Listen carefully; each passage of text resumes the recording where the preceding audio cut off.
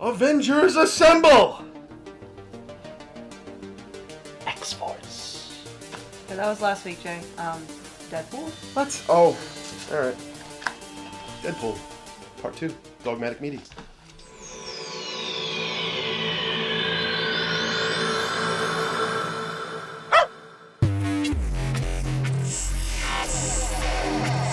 Welcome to Dogmatic Media. I am Jay. And I'm Bree. And this week's episode, we are talking about Deadpool 2, Deuces. James, as always, with Dogmatic Video. And we have news on last episode's giveaway. And then future news about this episode's giveaway. Woo! So we got a lot of cool shit. Speaking of cool shit, have you been watching or have you seen any movies that are cool? Cool does not even cover it. I just watched The Greatest Showman with Hugh Jackman and Zac Efron. Okay. And it was amazing. I love musicals. I love Hugh Jackman. I get to hear Zac Efron sing for the first time since High School Musical. It was awesome. It was so sweet. It was so cute.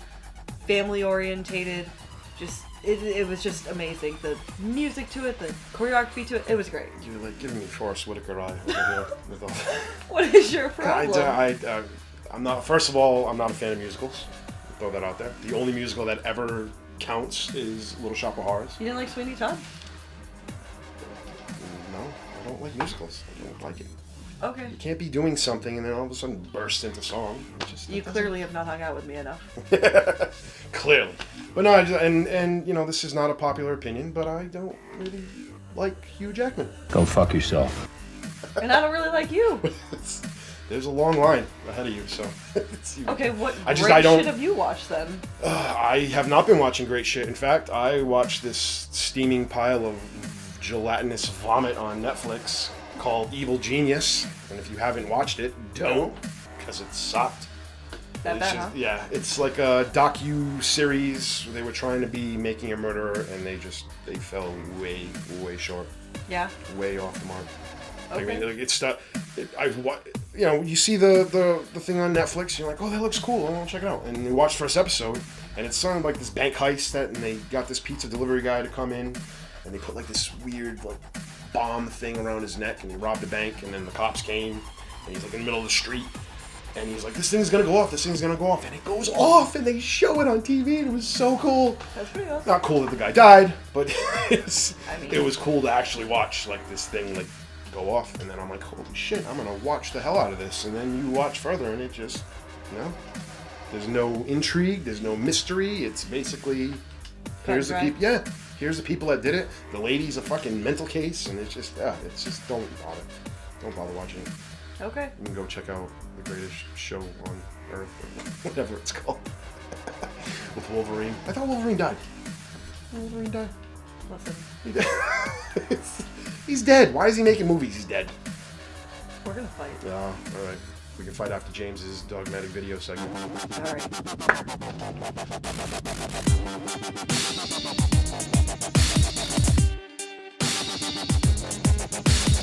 All right, what's going on, guys? James here with your installment of Dogmatic Video.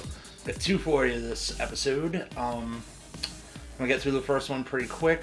We're gonna preface it by saying my review of this film, if you want to call it that. I fucking hate anime. I genuinely fucking hate anime. There's a few rare exceptions to this, usually violent ones.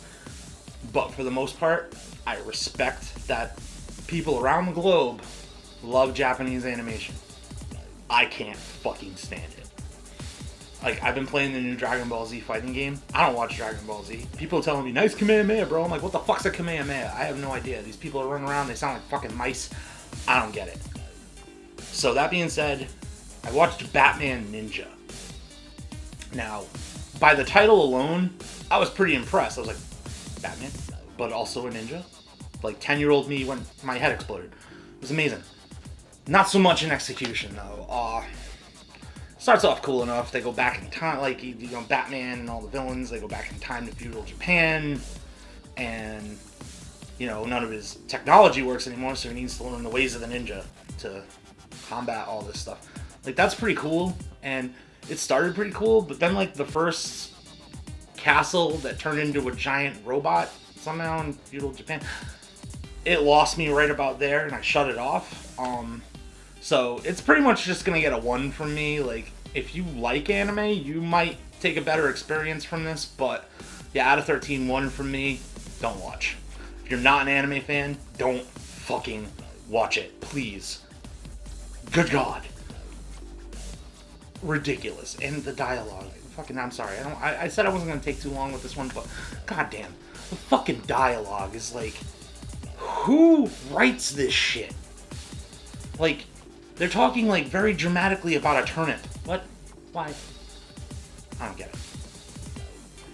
Okay, so the film that I actually fucking enjoyed this episode was Winchester, which I finally got a chance to watch. I know it came out a couple of weeks ago on home video. I picked up a copy of it. I was kind of expecting your run-of-the-mill, like, I am overloaded to death on the fucking ghost movie genre. I'm a big horror fan, and there are ghost films that I absolutely love, whether it be The Changeling, The Haunting, the original Haunting with Vincent Price. There's a ton of ghost films out there that are really good. Even the first Paranormal Activity was awesome. But now between, you know, the franchising of Paranormal Activity and Insidious and The Conjuring and all the spin-offs from The Conjuring, and it's just like, I am ghost movie fatigued. I am done. Like, give me something violent. Give me something gory. Give me something with, like, that doesn't have the same fucking plot in every goddamn movie. So, saying all that, Winchester was a nice surprise. It was a genuinely nice surprise. It is based off true events, quote unquote, like a lot of these movies are, but this has some actual historical value to it. The Winchester family, like shoot shoot Winchester repeating rifle, the matriarch of that family back in the early 1900s had a house that she just kept building. It ended up, by the time she passed away, it was like 110 rooms, all hodgepodge, no architectural feng shui to it whatsoever. It was just insanity. And the reasoning in the film for that is that she's housing all of these ghosts that her family's guns have killed. You know, it's a little political in its message with the gun control and like who's responsible when someone dies from a gunshot wound. Is it the person who pulled the trigger, the person who built the gun? It asks a lot of interesting thematic questions like that. And the story, I mean, the plot does play kind of by the numbers, but there's a lot of thematic things going on in there that just brought to another level. And I mean, Helen Mirren, anybody that knows me, I have the biggest crush on Helen Mirren. I have since I was a kid, and the first time I snuck watching Caligula. I love her in everything. I don't care if she's 70. Like, she's amazing. She acted, her part was amazing, and the way she played it was so subtle, and there were so many like notes and cues, and because the whole point of the plot is a psychiatrist has come to visit the house to prove she's not insane, or to prove that she is insane, to relinquish, you know, control of the Winchester Corporation and all that nonsense. But no, it was a nice surprise all around. It was well acted by just about everybody on the cast. I can't say there was a weak person. The plot's solid. It's not like, don't expect any real surprises from going from point A to point B, but it's decent. The real like throw you for a loop thing is just the way they use the ghosts, the thematic connotations going on. It's political, and if you have certain views about gun control, maybe that might be a detractor for you. But it's not so political that it gets in the way of the plot. Like it's like what we were talking about with Black Panther a few episodes ago. If you get too political, you lose your storytelling. It just walks that line. It's like right there. It's tight. I mean, if I was gonna say anything negative about the film, it's predictable. It is by the numbers in that regard. The plot's not going to knock you for a loop. There isn't any real surprises. Well, I don't want to spoil it. There is one where it all kind of ties together. It's really, that probably was the one plot point that really kind of just was like, oh damn, like it was impressive. If I was gonna score it, I'm gonna say about 8 out of 13. You know, because it was predictable, but the thematic and the thematic connotations were good, and the acting was A+. That's going to be it from me, guys. I'll see you in a couple of seconds. I'm going to be jumping in with Jay and Bree, and we're going to be talking about Deadpool 2. So fucking stoked. X-Force. See you later.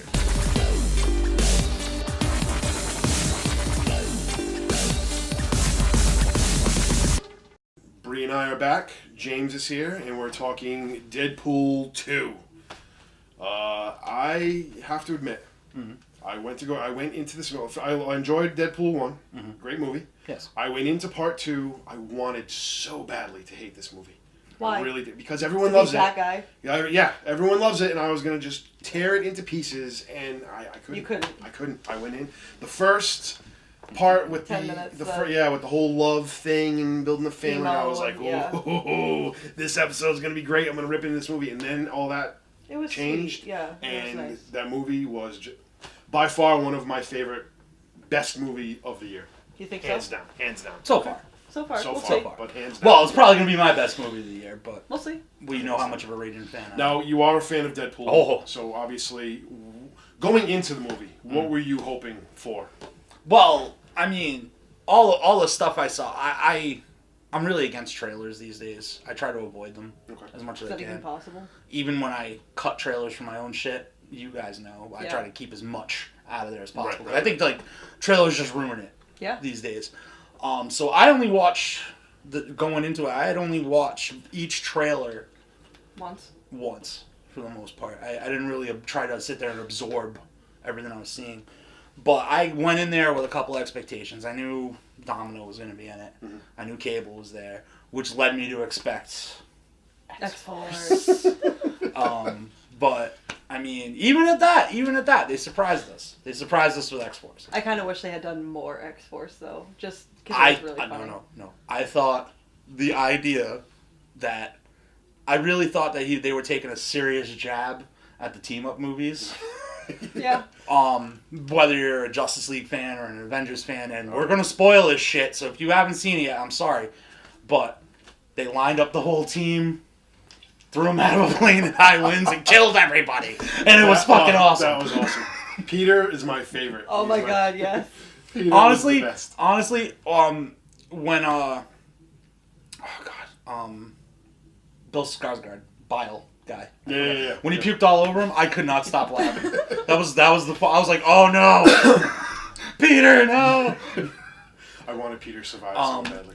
But I mean, going into it, I was kind of just like crossing my fingers, like, just be as good as the first. Yeah, don't fuck this up. Like you guys are like the rags to riches story of the comic book world. Right. Like, don't For fuck sure. it up. Right, Like, right. keep it going, because you're my favorite fucking character of all time.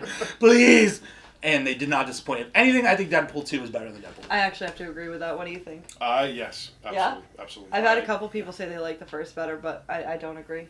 And I was never a Deadpool comic fan. Okay. He came after my spell into comics had been gone, so I really didn't even know who Deadpool was. You're but old. I am old. Thank you, Brie. But I mean, the first movie, I checked it out because Why not, right? Yeah, it looked pretty cool, and then it was awesome.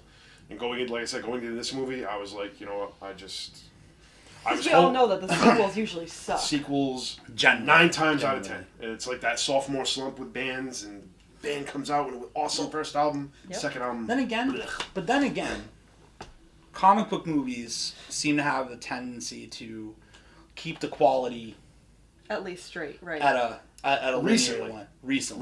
Recently. Right. But I'm saying sequel-wise, even like the Marvel Cinematic Universe, like they are all equally good. Well, I mean that's because they have like a story. There's like an Right. arc Yeah, already in mind. But I mean, and then adversely, the DC Universe, they keep it equally bad. And we're not going to get into that. We're here for Deadpool. Gotcha. But Deadpool seems to be on track to right. continuous improvement. Better and better. Like when that movie opened, and the thing happened with the bullet, and I was like, oh, no, they're going Logan. What's going on here? Yeah. But then that credit sequence opens up, and I'm like, oh, okay. Okay. But this is still exactly what it needs to be. Yep. And I would say, too, that if people are... Like, are we even being sticklers for being comic book accurate anymore? Like, can we just accept that they're two different mediums? Yeah. Like, they have to make choices. Like, and I know this is off topic, but the Venom trailer, everyone's going up in arms. He's not didn't come from Spider-Man. Oh, God. Venom didn't come from Spider-Man. Fuck you. Shut up. It looks good. I was in that camp when I heard about the movie. And I won't get into a tantrum, but I was in that camp. But then seeing the trailer, I was like, okay, Venom rules. Let's just accept things for what they are and enjoy them for what they are. I know I'm not going to convince any of you that. That's fine. But that being said, Deadpool 2 is probably more comic book accurate than Deadpool 1 was. Okay. This Vanessa chick, she was never a thing in the comic books. She's so hot, though. I love Marina Bucker. I can't. I don't want to get creepy about this. Oh, I'll get creepy. I don't care. Well, it's more socially acceptable for you to be creepy about it than me. She is a hottie. She is. That was sad though, especially like coming from a girl's perspective, where she was like, "Hey, get me pregnant. Like, let's have a baby," and then boom, like, she dies. And I love in the very beginning credits where it's like written by, or whatever it said, produced by the assholes that made her have to die, or why did she have to die, or whatever it was. And I was just like, yeah, motherfuckers, like, that wasn't necessary. I was really sad about it. But since we're mentioning credits, that best post-credit scene ever. I know. Best. Fucking Wolverine. What are you doing here? Just clean up the timeline, buddy. Don't worry about it. Oh, I love it. And if you noticed, he did save Vanessa's life, so she might come back. Because in the Deadpool world, that's allowed canon. Yeah. Time travel's a thing he does a lot, so. Yeah, I'm and with Cable and then his time traveling thing, you never. Well, he stole Cable's time traveling thing to do all that. But I'm saying the technology's there. You know, it could happen. I don't disagree. It could happen.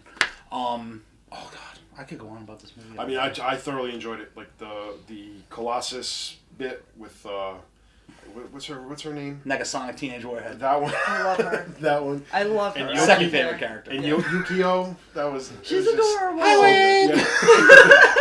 Bye, Yukio. So cute. It was such a great movie. Like there was not anything in that movie that I disliked. I don't. I knew we were doing this today. I saw the movie over the weekend, so I let it stew a little. I know it's fresh for you. I watched it yesterday. Yeah, you saw it. You saw it Monday, right? Yeah, Monday. Yeah. So I've been stewing on this for a little longer than everybody else, and I've been trying to find something negative about it. I can't. I honestly can't, guys. I don't. There's nothing. The only thing I could say is like the dialogue with the kid was my only issue. Like I feel like it was lacking. I feel like in general, I just feel like his character wasn't. You know what it is though? I feel like that's just a detachment. I think so. Yeah. Of him being a whiny, angsty teen. Yeah. That's what I got out of it. Like he was too busy figuring out who he was. Yeah. So he really didn't know. Okay. What was going on? Yeah, and so like that's how I took and like we're adults now, so we look at that and we're like, shut the fuck up. Exactly. Yeah, no, I get you. You have awesome powers. Deal with it. You know what I mean? But I want to set people on fire. What the hell? But then Domino, she said that she was at that institution, but it's like she's just like, for people who aren't comic readers and whatever, they're like, but she's just lucky. Why the fuck was she at that place? Like you don't. She's a mutant. That's I know that, but people. Something but people who are dumb. Like, or not comic book related people are like, wait, she's just lucky. Why would she have gotten sent there? You know what I mean? I just wish there was a little bit more background to that, because for dumb people. Yeah, but here's the thing. And if you're dumb, I'm not sorry. Dumb people don't get comedy. You're right. Most of the time. You're right. Because comedy is generally a smart thing. I agree with you. So, smart people laugh a lot at comedy films. Dumb people go, oh, good. Whether you're one or the other, I don't know. Not my problem. No, but I understand what Bree's trying to say is because when they're forming X-Force, you know, she comes in, she's like, oh, I'm just lucky. Things just happen. And you're like, okay. And then the whole sequence happens, and you're like, holy shit, she really is lucky. And then she says that she was in the institute, so you're like, oh, okay, so she's not really just lucky. Right, like there's something obviously else, some kind of mutation going on. When in the hilarious audition sequence when they're hiring everybody for exports. They have that whole argument where he's like, let's meet in the middle and say, it's not a power. I mean, I love it. So, I mean, I feel like they really gave it a lot of time. Maybe not to develop the plot. Yeah. But they gave it a lot of time for the joke. Yeah, I get it. Which don't always coincide. You know what I mean? Speaking of jokes, can we just talk about how funny the fucking blind lady is? I just love Al? her. Oh my god. I just love her. I'm sorry. She makes me happy. While we're talking about Al, can we talk about all the in-jokes from the first movie that were in it? Like when he goes to Al's apartment, he reaches in. Coke and, that was awesome. He pulls out the That's where the Coke is. He pulls out the pound of Coke, and then underneath it, you see it. The cure for blindness. It was perfect. It was really perfect. Like, that was my thing. Like I really wanted to go into this thing. It was awful. Hated it. Blah blah blah. I couldn't do it. Could not. I can't even find. I picked this movie apart. I can't find a thing I don't like about it. And again, I'm familiar with Marvel comics, just not the Deadpool thing.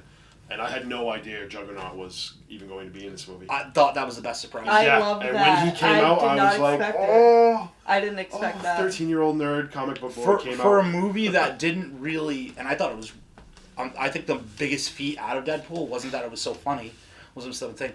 Like, when we were talking about Black Panther, what was I saying? You need a strong antagonist. You need a strong antagonist. This movie technically doesn't even have one. No. Juggernaut just shows up as just there, right? He's a like, guy. hey, I'm here. There's no real bad guy in this movie, and it still works. Yeah. And that blows my mind even more. Because I mean, that kid, he's not inherently a bad guy or villain. He gets lost. He's freaked out, right? Yeah, I feel like that was the bigger thematic message here: is that bad guys aren't just born; they're created. Yeah. You know. But I mean, you can't say he was the bad guy. And like you said about Juggernaut, he's just there. And I mean, like Cable, awesome. Obviously, Cable started off as an antagonist, right. As it should have happened if Cable was just a bad guy the whole movie. I probably would have been a little ticked, but then we get our real X-Force at the end of the film. Yeah, he shake hands with Deadpool when Deadpool had his little baby legs, you know? Yeah.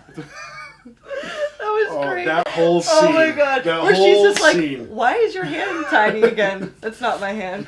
Because from the first, I don't care what anyone says, but from the first movie, when he's gently caressing her chin with the baby hand, that was by far the funniest moment of that movie. It's so to revisit that with the baby legs, and when he stands up to shake his hand, I lost it. I just thought, and I mean, I know time-wise we're gonna we're cutting it short. So. But that is another thing that I thought was really cool about the movie. It was comic book accurate. That bugged me a little bit about the first one was it wasn't gory enough. Okay, yeah. For Deadpool. Yeah. Deadpool puts himself through like most of the time, like in a lot of books, he ends up just being a disembodied head, like getting carried around talking to people while he's growing a new body. Right. Yep. So to see Juggernaut just whole fist rip him in half, I was like. And then Domino's just holding him like a backpack, like that was even better. We have the goriness like in the very beginning when he's fighting all the other bad guys, like to come home to. No, but I mean like no, I know what you mean. Deadpool's like over the top gory usually. Yeah. Like that Juggernaut ripping him in half scene. To see more of that coming in, like I know it sounds kind of psychotic. Not that should be a surprise to anybody at this point, but yeah, I'm into it. However, scale of 1 to 13, James, what would you give this movie? I know this is going to be very predictable because there's a lot of bias, but I cannot find anything wrong with this. It is a dogmatic media first. It is a 13 out of 13. Right. I would have to say 12 or 13, yeah. Yeah. If I had to deduct a point for that whole lovey-dovey bullshit in the beginning, a 12, but I mean it's a 13 for me because it was just it's a perfect film. Great. It's a genuinely perfect film. Is. If you haven't seen it, if you don't like comic book movies, I don't know. There's something about this movie you will like. I promise you. As long as you're old enough to watch it, you will enjoy this fucking movie. Like I said, I have never read a Deadpool comic in my life. And I've read them all, and I thought the movie was fantastic. I'm a horror movie lover, and I love this movie, so. A perfect movie. That should be the testament alone that she doesn't normally watch comedies or anything. I don't go to movie theaters. I hate them, and I went to see this movie, and I liked it. It was awesome. 13 out of 13, pretty much across the board. Across the board. First time. All right. So don't go anywhere because we have info on our giveaway. So stay tuned. Stay tuned. And while you're waiting for this, just go down here. Do the thing. Likes, subscribes, comments, thing. do all the stuff.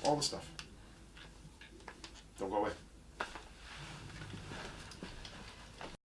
Hey guys, so you may be wondering what happened with our giveaway next week, so Jay is going to tell you what's up.